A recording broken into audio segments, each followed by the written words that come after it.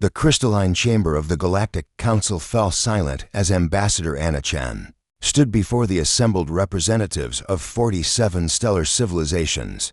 Her dark eyes swept across the tiered amphitheater, taking in the multitude of forms gaseous beings contained in force fields, silicon-based intelligences pulsing with bioluminescence, and creatures whose very existence defied conventional biology. High Arbiter Velanath, a towering insectoid from the Krill hegemony, raised four of his 6 arms in declaration. The human petition for full membership is hereby rejected. Furthermore, the Council declares humanity a Category 5 threat to galactic stability. Economic sanctions will commence immediately, followed by military quarantine of the Sol system. Anna didn't flinch. Instead, a slight smile curved her lips. You're smirking? Velanath's mandibles clicked in disbelief. Your species faces extinction, and you display amusement. Not amusement, High Arbiter, Anna replied calmly. Relief. It's finally time. Confused murmurs rippled through the chamber. Councillor Thorax, a telepathic being from Proxima Centauri, leaned forward. Time for what, human? Anna tapped her wrist console. A holographic display materialized above the council floor, showing Earth's solar system. For the past century, you've watched us, judged us, found us wanting because we're violent, competitive, and refused to submit to your collective consciousness protocols. You've called us dangerous primitives, because that is what you are, Velanath interjected. Your species has barely achieved faster-than-light travel. You war among yourselves. You've committed genocide, ecological devastation, and overcome it, Anna interrupted. Yes, we've done terrible things, but we learned. We evolved, not by erasing our nature, but by channeling it. She gestured to the display, which now showed a young man in a military uniform, standing on what appeared to be a starship bridge. This is Captain Adam Ross, commander of the UESS Indomitable. He and his crew represent something you've never encountered before. One warship. Velanath's laugh was a harsh chittering. The Krill Armada alone numbers 10,000 vessels. Your entire species has perhaps 300 combat-capable ships. 312. Actually, Anna corrected. But you're missing the point. You've spent millennia achieving peace through conformity, through hive minds, collective consciousness, genetic pacification. You've engineered the fight out of yourselves. The hologram shifted, showing archival footage from humanity's brutal history, ancient battles, world wars, the struggle for survival. We didn't have that luxury. Earth was a crucible. Every predator was faster, stronger, or more venomous than us. We survived through intelligence, cooperation under pressure, and the refusal to surrender ever. Thorax's mental voice echoed in the chamber. This proves our point. You glorify violence. No, Anna said firmly. We understand it.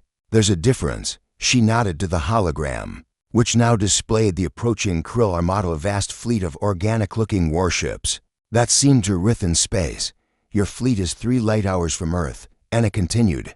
You've assumed we'd panic, beg for mercy, or collapse into chaos. Instead, we've been preparing for this moment since first contact. Preparing how? Velanath demanded. Anna's smile widened. Adam, they're all yours.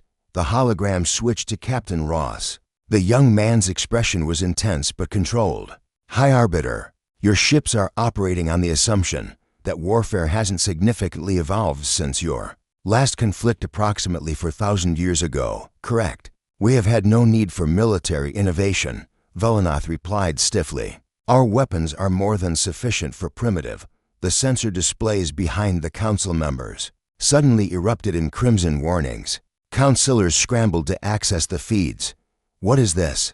Velanath's voice rose to a screech. Our fleet, they're reporting mass casualties, but sensors show no weapons fire. Adam's voice remained steady. That's because our weapons don't use conventional energy signatures. Humanity spent the last century studying your technology during peaceful trade missions. We noticed something interesting. Every species in the Council uses shielding optimized for the same narrow band of frequencies. You all standardized for compatibility. The display showed Krill ships suddenly buckling, their organic hulls crystallizing and shattering. We developed weapons that bypass your shields entirely. Molecular disruptors operating on frequencies your species can't even detect. guided by AI systems that evolve in real time to counter any defense adjustments. You planned this. Thoric's mental voice was panicked. This was a trap. No, Anna said quietly. This was a test. You see, we knew the Council would never accept us as equals. Your entire civilization is built on the premise that you've evolved beyond conflict. But the universe doesn't care about your philosophy. There are things out here, entities in dark space, quantum anomalies, dimensional rifters that won't negotiate.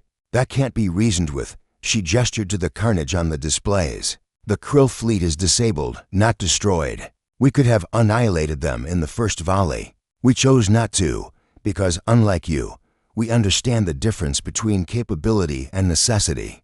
Adam's image reappeared. Humanity doesn't want to conquer the galaxy. We want to defend it.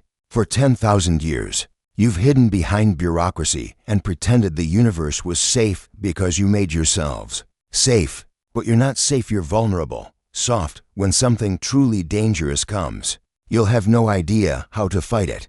Anna stepped closer to Velanath. We're not asking for membership anymore, High Arbiter. We're offering a contract. Humanity will serve as the Council's military arm. We'll handle the threats you can't stomach confronting. We'll stand between civilization and chaos, and in return, Velanath's voice was barely a whisper. Respect, Anna said simply. Recognition that our way of survival has value, and full access to Council resources and technology.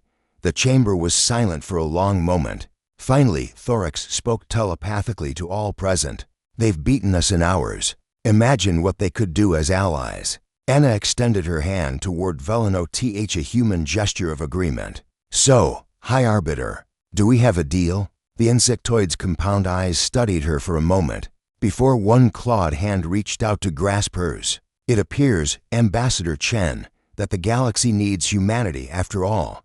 As Anna shook his hand, Adam's voice came through her earpiece privately. Ma'am, long-range sensors are detecting something at the edge of the galaxy. Something big. Anna's smile never wavered. Then I'd say we're starting this partnership at exactly the right time. The Galactic Council had declared war on humanity, expecting submission. Instead, they'd discovered that Earth's greatest export wasn't technology or culture, it was hope forged in fire and the unshakable will to survive.